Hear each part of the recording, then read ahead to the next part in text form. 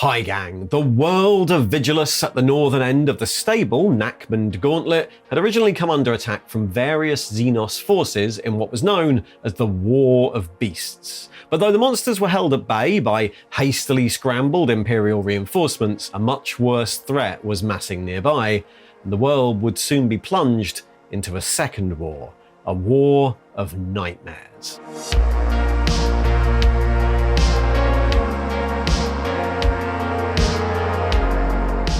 Get more Arbeiting at Arbeiterian's Precinct House with Book Club and Tale of Four Gamers, link below. Welcome back to video 2 of the Nachmund Gauntlet story. Eventually we'll catch up with current events, I promise. The Nachmund Gauntlet was introduced as a major war zone in the 40k universe in 8th edition's campaign supplement Vigilus Defiant, which we basically went through last time. Back then it was called Warzone Vigilus, but Vigilus Defiant was only half the story, as the greater threat to the Vigilus system unfolded in 2 more supplements. First, the Shadow Spear box that introduced the Vanguard Space Marines, and then the second part of the story, Vigilus Ablaze. That would see the last major faction of 40k enter the war, the Forces of Chaos, in what was known as the War of Nightmares. So, let's continue the story from there, after a brief recap. The war on Vigilus, in fact the war for the whole of the Nachmund Gauntlet, had started with the War of Beasts. In the immediate aftermath of the Great Rift, an Orc War had been spat from the Immaterium near to the Imperial industrial world of Vigilus, a strange area of calm in an otherwise turbulent strip of warp space. The Orcs had made planetfall and formed a great speed war in the empty dust bowls of Vigilus, and then from there assaulted all the major hive sprawls on the false continents of the planet. At the same time, using the Orc attack as a diversion,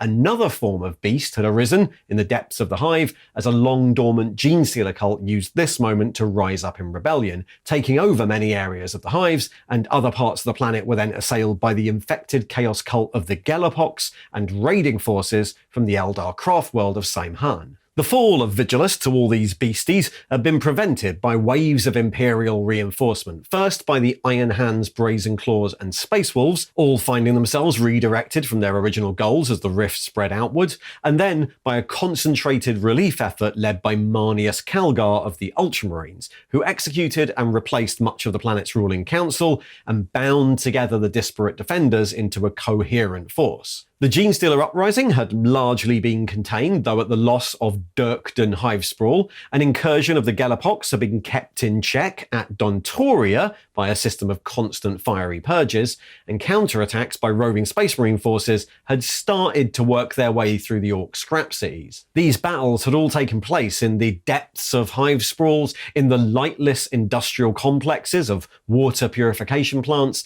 and in the desolate wastes of the Dust Bowl, but while the defenders' eyes had been concentrated on the surface of the planet, one area had been forgotten. Vigilus was a hive world, a planet of vast urban areas made of many, many hive spires, some reaching into low orbit, and too late the defenders realized that while they fought enemies on the ground, the spires had been invaded from above. The Great Rift flashed with power, waves of nightmares and prophecy tore through the population, and shifting bat-winged creatures were seen in the skies, and then the spire tops fell silent. It was the work of the heretic Astartes, airborne raptors, warp talons and helldrakes, apparently led by a murderous demagogue known as Harkon Worldclaimer, the herald of the apocalypse. So announced when the invaders seized control of the Vox units of the planet. Across the hive sprawls and hab clusters, the defenders of Vigilus all heard Harkon Worldclaimer's proclamation. This planet belonged to Abaddon the Despoiler, War Master of Chaos and Commander of the Black Legion, and he was coming to claim it in person. Marnius Calgar, Chapter Master of the Ultramarines, finally in command of some semblance of a unified defence, hastily started to retask units to defend the skies now. Astartes' forces were pulled back from the Dust Bowl and reassigned to the spire tops. Interceptors duelled massive demon engines in the skies as assault teams attempted to clear spire top palaces of invaders. War broke out at the highest level of the hives, in areas that were almost exposed to the cold void, all as the other wars continued on the ground. But while the focus of the conflict shifted, more distressing news reached the planet. On his initial approach in system, Calgar had tasked elements of his force with reconnaissance of the areas around Vigilus, lone ships carrying small strike forces of vanguard marines, spreading through nearby systems and attempting to ascertain their state of defense. Their mission had been to try and make contact with surviving Imperial forces so that Calgar could draw up a plan that would create a circle of iron around the new Bastion world. Strike forces from the Crimson Fists pushed towards the Adeptus Mechanicus research stations on the iced world of Zemeter, saving it from invasion by the Orc fleet of Warboss Scragrod, and Black Templars harried raiders on the edge of the Rift as more Xenos were thrown from its depths. But the Great Rift had unleashed all manner of warp-born horrors, and on the advice of a mysterious Inquisitor who we'll totally meet next time, one of these strike forces, codenamed Shadow Spear, had been dispatched to the nearby world of Nemengast. Nemengast was an industrial world, surrounded by mineral-rich asteroids and comets that had supplied Vigilus with raw materials from its smeltery complexes, but since the emergence of the Rift, it and its orbiting moon had fallen silent. The strike force, comprised of Vanguard Space Marines drawn from the Ultramarine 2nd Company under Captain Akaran, made all speed for the system on their stealth-optimized strike cruiser, the Carpathia. But when they translated from the warp on the edge of the system, they found Vox silence and the dagger-like shapes of Chaos warships in orbit. The cruiser crept closer. Augur scans revealed that while the planet's industrial might was still intact, the forges lit, they were now under the control of the Black Legion. The strike force descended to the surface, into the wasteland outside the Capital Forge complex, but what they found was even more disturbing. The planet had been turned into a production line for the creation of demon engines. Rivers of bubbling gore spilled forth from towering flesh factories. Entire districts were given over to the industrialization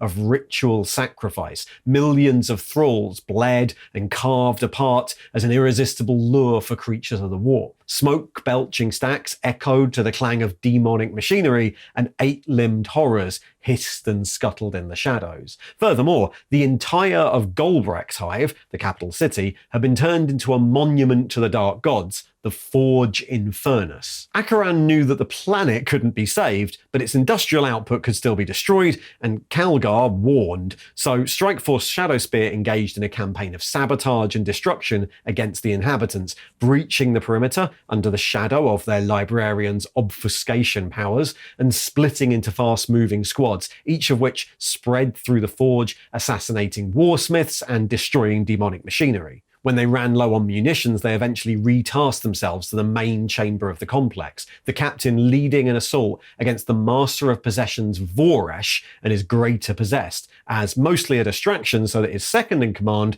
could destroy the ritual binds that kept the power of chaos in check, and then hopefully consign the planet to destruction. But even as Akaran led this forlorn hope, the librarian Maltis had detected a vast chaos fleet entering the system, way too large to simply be reinforcements. As Captain Akaran and his infiltrators attempted to hold the line against Voresh and his demonkin, Maltis sent a desperate psychic warning. The Chaos Fleet was going to move through Nemengast on its way to Vigilus. The message sent, Akaran and the survivors attempted extraction. When Calgar received the warning, he immediately deputized the Crimson Fist chapter master Pedro Cantor to command of the forces of Vigilus, and then made for orbit. He took control of the combined Imperial fleet from Arch Commodore Hentzman, leaving behind only a picket fleet. If he could stop the Chaos fleet, he could avoid a third front opening in Vigilus. After less than a week's travel, the Auspex horizon was haunted by disturbing anomalies, chief amongst them an ancient vessel with a dark and bloody history. Calgar's gravest suspicions were all but confirmed. Breaking the 3 seals of his craft's Sanctum Perjorum and consulting its forbidden data by the light of a blessed candle, Calgar checked the energy signature his steersman had given him with the most ancient data at his disposal.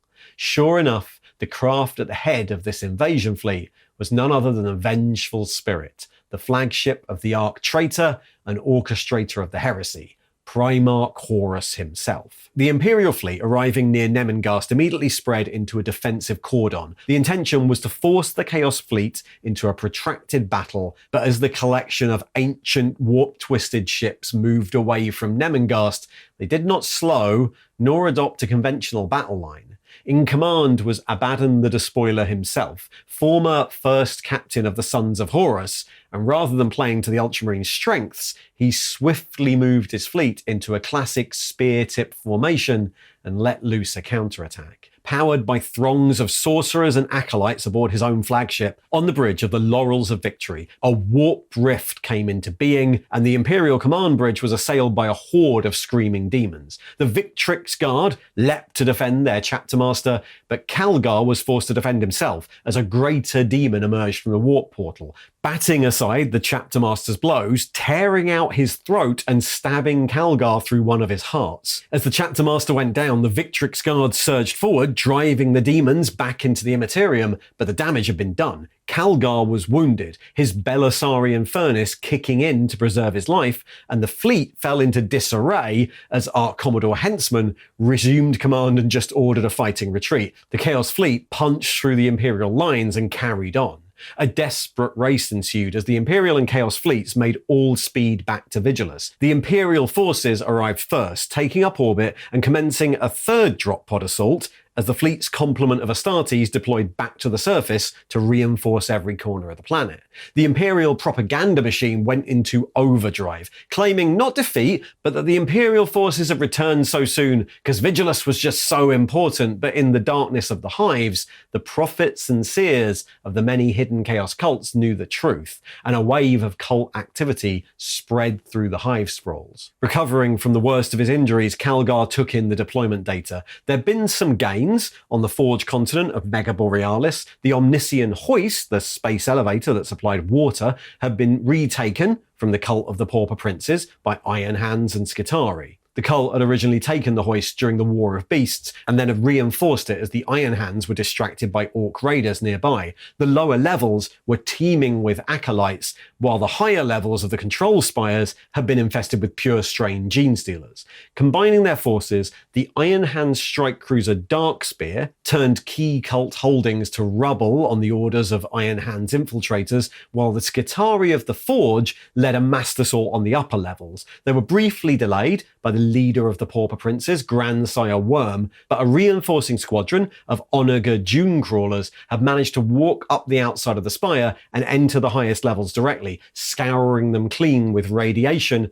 and forcing the Gene Stealers to fall back. The hoist was back under Imperial control. But despite that boon across the planet, the situation was so bad that Calgar even acceded to the suggestion by the planetary governor, Lucian Agamemnus, that the spires themselves be destroyed. Many of the tallest hives were set alight to try and deprive the incoming Chaos fleet of docks and entry points, the spire tops crashing down on the ruined city below. And then the Chaos fleet arrived, the void lighting up as the brutal capital ships led by the Vengeful Spirit bullied their way into orbit and immediately commenced their assault. Abaddon assigned his commanders to their war zones. The Word-Bearers started their planetfall in Hyperia, taking advantage of the many cults that had ravaged the city and starting a war of faith against the symbols of the Imperium in and around the capital spire of Saints Haven. This proved incredibly successful, and it was helped by the terror and feelings of rage spreading through the citizenry.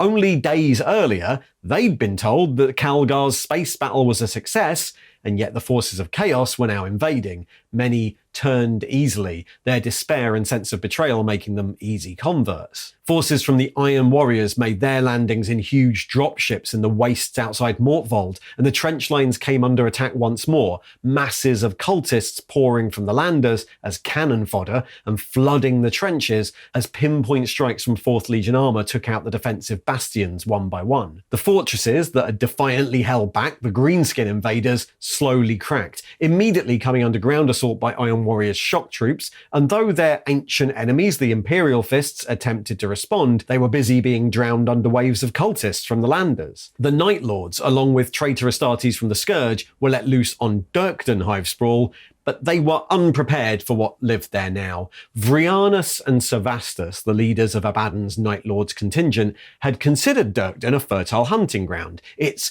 criminal gangs and underworld cartels considered either a promising source of new recruits, or if not, a source of new slaves for their ships.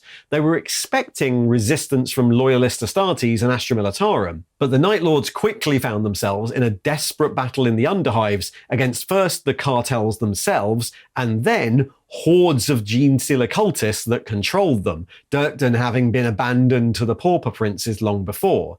The cult sent in wave after wave of neophytes and acolytes supported by malformed aberrants, and the shock troops pushed the Night Lords' forces into withdrawal. The plague in Dontoria had even risen again, buoyed by the presence of the Dark Powers, and efforts to cleanse the hive sprawl were ceased, Dontoria abandoned to its fate by the Imperials.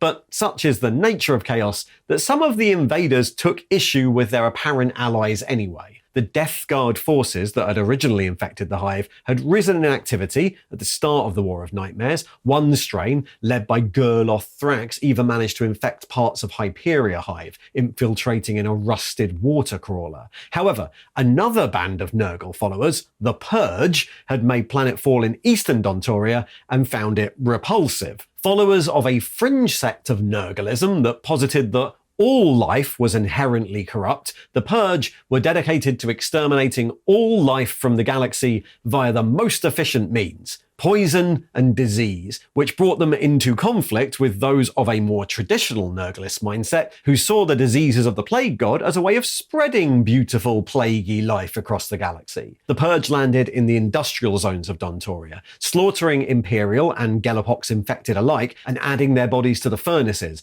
adding their own ingredients to create a polluting miasma that descended on the whole hive sprawl, killing residents, invaders, plague carriers, and the plague itself alike. But the Death Guard thought that Dontoria ought to be a paradise of Nurgle's bounty and hated that areas of their hive were being reduced to little more than blackened skeletons, even the Gelapox dying out in those sectors. They put aside their slaughter of Imperials and besieged the furnaces of the Purge, and bitter infighting broke out amongst Nurgle's various followers. In the icy wilderness of Kalak, Spain, in the restricted quarantine cryo furnace zone, the silent automatons of the Thousand Suns marched in support of the despoiler, trudging from a webway portal, hundreds of silent warriors emerging into the cold, coming under almost immediate attack from the Drakari. The Eldar had long haunted the frozen wastes, capturing prospectors and miners and using the portal to transport them back to Comorra, and were loath to give that portal up to the forces of Tzeentch. However, their initial raids on the Rubric Marines were unsuccessful, though the Drakari came screaming out of the white landscape, harrying the Thousand Suns column. The pain goads and torture implements of the Eldar had little effect on the robotic automata of the Thousand Suns, and the Drakari raiders were driven off time and again. It was only when they retreated as far as the Quixote loop on the edge of Kalak, Spain, that they discovered a way to achieve victory. The loop housed an ancient terraforming device that the mythical Kalak had used to create the icy continent. The Archon, Caver the Inscrutable, concluded that while the device was primitive, it might be useful, and turned up the AC, slowly expanding the continent and plunging the temperature. The Rubricae slowed, the joints of their armor locked up, many even becoming trapped in a rapidly expanding glacier, and the sorcerers of the Thousand Suns, under rather more successful attack now, were forced to abandon their charges and flee via the webway.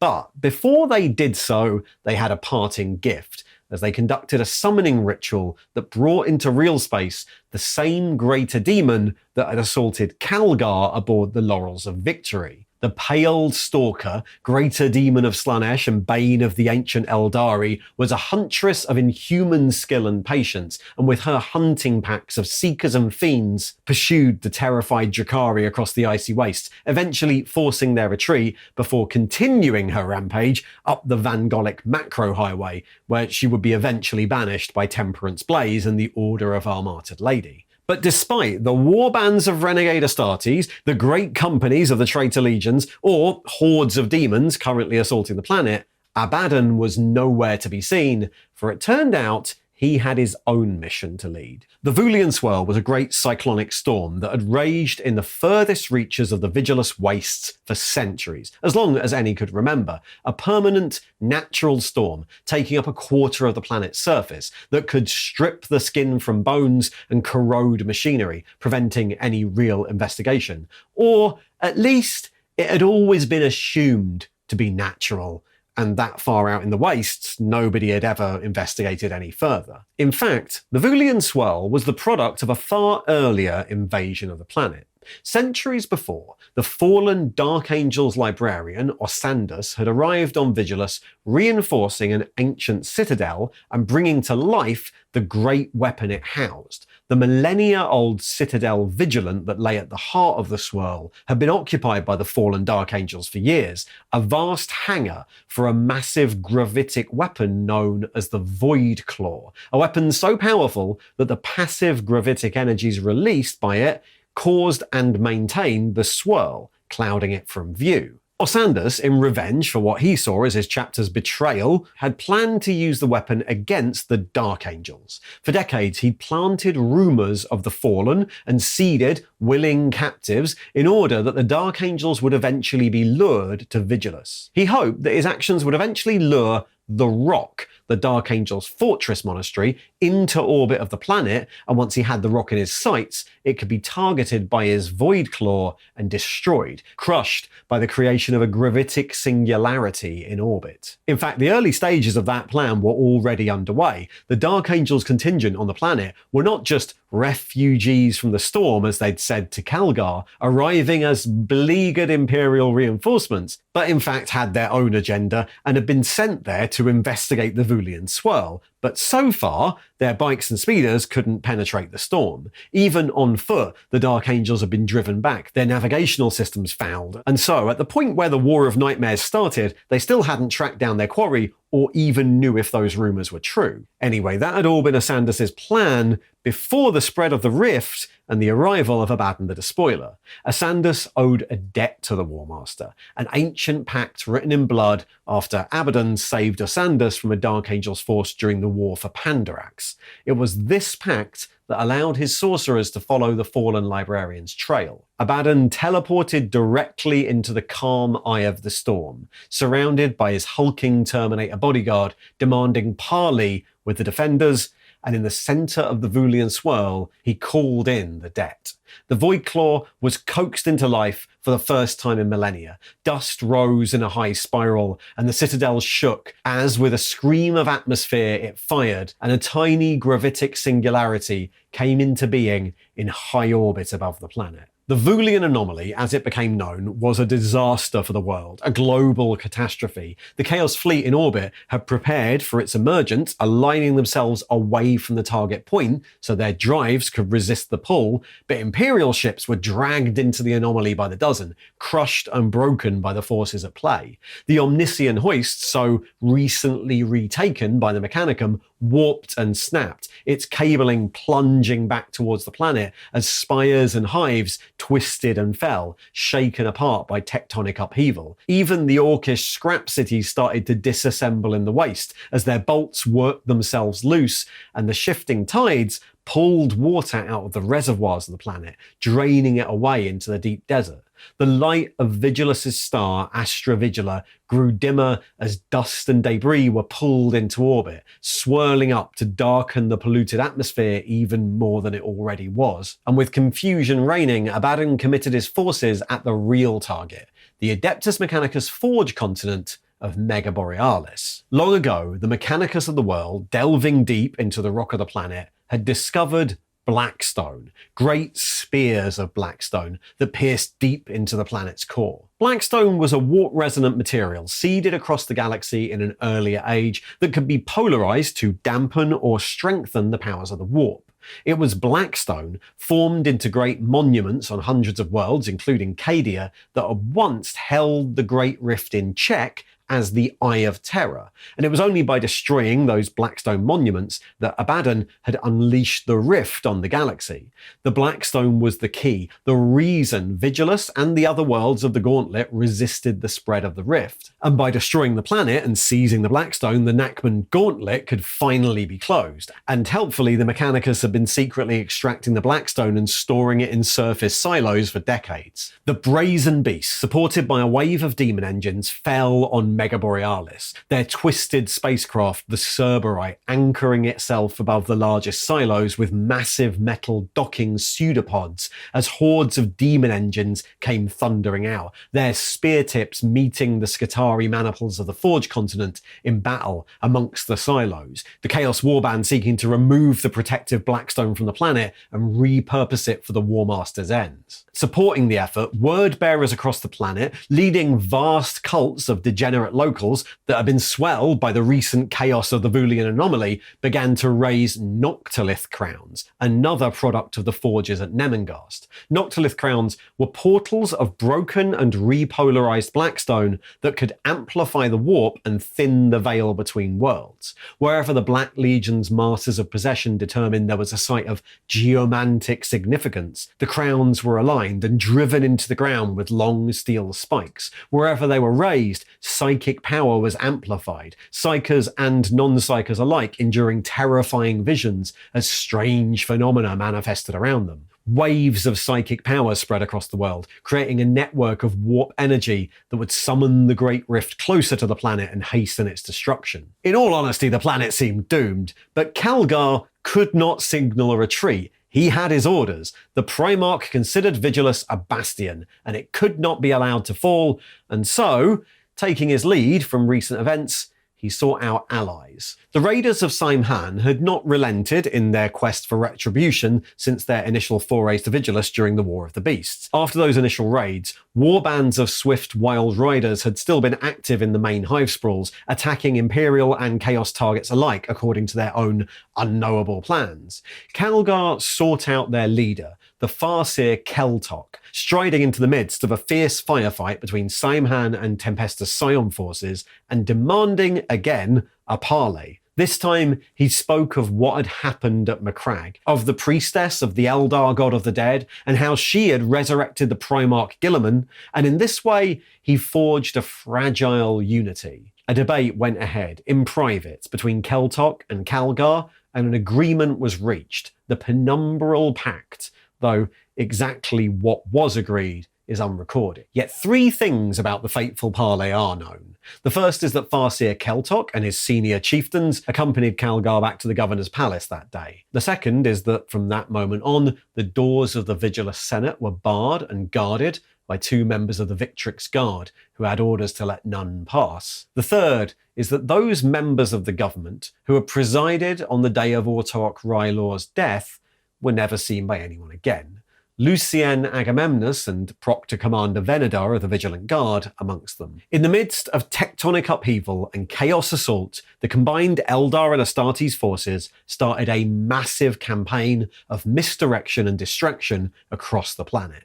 The riders of Saimhan engaged in harrying attacks on the Orcs in the wastes, driving them into a bestial frenzy and forcing them to give chase in a series of fast-paced battles in the desert. At the same time, Imperial forces fighting Chaos warbands in the hive sprawls slowly started to retreat outwards, drawing the servants of the Dark Gods out meter by meter, some of the berserkers unable to resist falling for the lure. And once the warbands had been drawn out, the Wild Riders arrived, the Orc Speedwar hot on their heels, and more than happy to plunge head first into the Chaos forces once the Eldar mysteriously vanished. Across the planet, the Eldar and the Astartes took advantage of the impulsiveness and lack of coordination of their enemies and directed the Orcs and the Chaos forces into one another, letting them expend their fury in the wastes. But at the same time, as these distractions played out, Calgar made himself the biggest one of all. Healed from his previous wounds, he announced a challenge across the remaining Vox network for Abaddon the Despoiler to meet him in single combat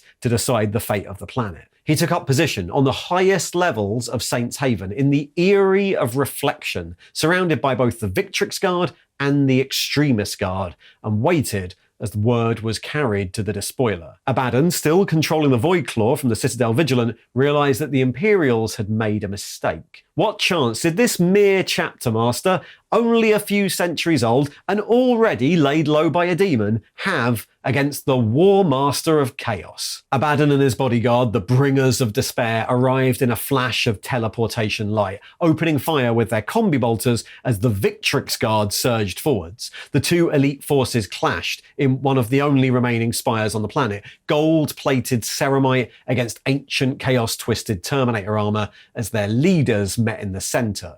The two duelled, Calgar dodging and feinting so that the despoiler couldn't bring his ancient demon sword, Drachnyen, to bear. In fact, to the observing snipers of the Ultramarines, it seemed clear that Calgar was deliberately extending the fight as long as he could, his new Primaris armor allowing him greater fluidity of movement than ever before. He couldn't allow the War Master to retreat, not yet, and the despoiler grew more and more enraged as the chapter master gave ground. Suddenly, in a storm of bolt fire, part of the flagstones gave way and Calgar lost his balance, and Abaddon was on him. The duel turned bloody. The Talon of Horus tore away one of the gauntlets of Ultramar, shredding Calgar's forearm just as the other gauntlet came up, twisting Abaddon's jaw and laying him out on the floor. Abaddon leapt to his feet inside Calgar's defences, swinging Drachnyen in an arc that cut clean through Calgar's remaining gauntlet and severed two of his fingers, before sweeping back again, and Abaddon the Despoiler severed both of Calgar's hearts with a single blow.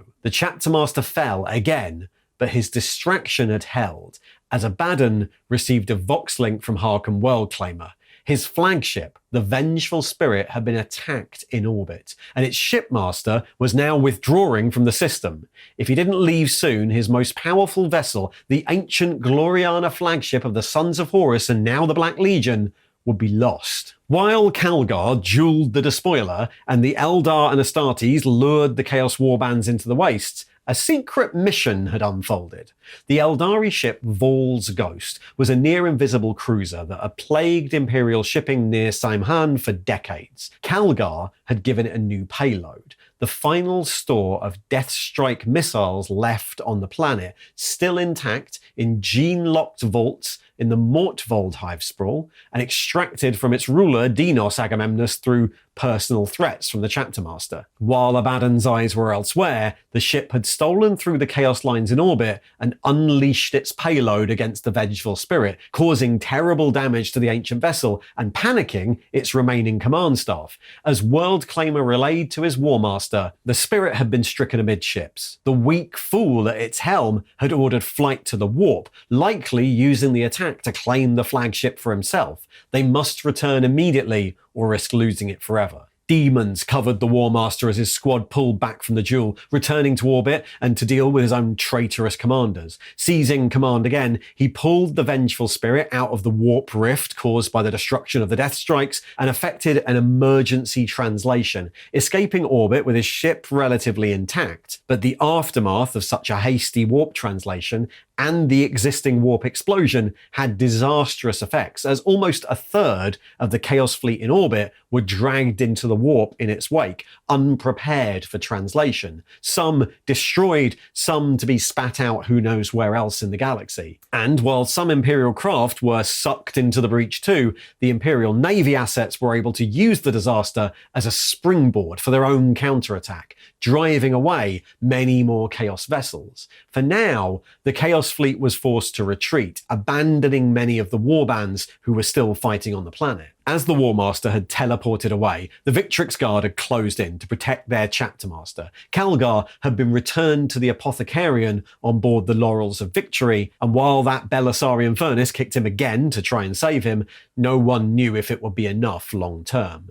In the meantime, the Ultramarines chapter master addressed the planet over the Vox, now a legendary figure to the population of Vigilus, exhorting them to fight back, to keep strong in their faith, and to ensure that even though Vigilus was wounded, it would not pass into the darkness forever. With many Chaos warbands destroyed in the wastes by the Orcs and the Eldari, Imperial forces moved back into the hive sprawls, reclaiming them for the Emperor and attempting to drive out the forces of Chaos. The Dark Angels, seeing a slow lessening of the swirl, finally managed to push through the storms and assaulted the Citadel Vigilant, powering down the Voidclaw and stopping the destruction caused by the Vulian anomaly. The Brazen Beasts fell back to orbit, and the Iron Hands and the Mechanicum retook Mega Borealis, securing once again the silos of Blackstone. And while the Wastelands were still plagued by Orc outposts, their greater strength had now all been spent, and the Eldar of Samhan finally departed the planet too, their part in the pact considered complete. In the weeks that followed, more Imperial reinforcements arrived, survivors of the Rift and dedicated task forces alike making planetfall. Cadian shock troops and Ventrilian nobles rubbed shoulders with Munitorum Preacher militia, Mortifactors joined forces with Ogryn Auxilia, and Ultramarines fought alongside native vigilant guardsmen. Vast ships of the ecclesiarchy hove into view, the warriors of the Ministorum keen to capitalise on the disarray and fan the fires of faith in the citizenry. Battalions of Sisters of Battle were disgorged into the cities, accompanied by mobs of Fraterus militia, raised from the populace. Assassinorum craft, summoned by Governor Agamemnus well before her death, deployed Eversors into Orc cities, and a trio of Calidus assassins, who had obviously been reading some old Warhammer novels and called themselves the Daughters of Melindi, crept into the hives. They infiltrated the Pauper Princes, posing as hybrids, and the elusive Grandsire Worm was slain by Phaseblade, the cult's influence again broken for now. At first, it seemed like only Hyperia, the capital hive sprawl, could really be saved, but as reinforcements kept arriving, the Imperial forces managed to push out from Hyperia and slowly retake or at least reinforce bands of holdouts across the planet. After enduring the War of Beasts, Vigilus had endured another, the War of Nightmares, but there was a very long road ahead. The Ultramarines, their leader barely surviving in the Apothecarian of the Laurels of Victory, had closed ranks. While the citizens had heard the impassioned Vox exhortations, none had actually seen the Chapter Master for weeks, and rumours started to spread that he had already died. Before long, the Church would start to praise not his service, but his martyrdom. However, the planet had for now endured. The Nachmund Gauntlet was still intact, though the Imperial defenders were a wreck. When contact was finally re-established with Imperium Sanctus, when the darkness withdrew and the initial throes of the Great Rift finally died down and became just the new reality, the Imperium realised another worrying truth. The Blackstone spears of Vigilus were replicated elsewhere in the Gauntlet, keeping the corridor open, and that would surely mean a number of new targets for the War Master of Chaos. And there we go. That is about as far as 8th edition 40k gets us. Vigilus is still defiant, though it's also now very much ablaze, and the War Master is almost certainly going to have another go further down the gauntlet. These books are very 8th edition. 8th edition was a massive reboot for Warhammer 40k, and so the goal of a lot of its campaigns was to involve as many people as possible in really complex wars with tons of moving parts. With the exception of the Tau, Tyranids, and Necrons, pretty much everyone else who was around in 8th edition gets involved in this, including half the named big chapters of Space Marines and every sort of Chaos Force, even the Thousand Suns popping out of that Webway portal. Each of these two books has around 100 pages of lore, including a lot of detail on the forces that are committed to battle, which is way more than would come in later editions. The 9th edition campaign books have about 40 pages of lore. That's probably because at the start of 8th edition, none of the new codexes were out yet, so this was sort of a get you by in terms of lore for each faction while people waited for their new codex to be released. There's just a lot happening in these. In fact, as I said last time, it gets quite hard to follow sometimes as the events are told by battle zone rather than in strict chronological order with a timeline. The smaller campaign supplements, like the War in Nemengast, which was the focus of the Shadowspear box, are a hell of a lot easier to read because they only concern a single mission, whereas the main books just get really busy really fast. However, if you want to read them, they are both up on the Warhammer Vault. From here, the story would continue in 9th edition, and the two 9th edition campaign supplements have a very different style, a lot more contained and focused than these ones. In the next video, we'll deal with the Coronal War, as Abaddon the Despoiler moves on to another galaxy-spanning plotline, and the Imperium attempts to reconsecrate Vigilus with the aid of that mysterious Inquisitor. Until then, thanks for watching. And if you'd like to follow this series, well, like and subscribe and you'll probably get notifications. And check below for details of the Patreon, the YouTube membership scheme, the merch store, and of course, the second channel. See ya!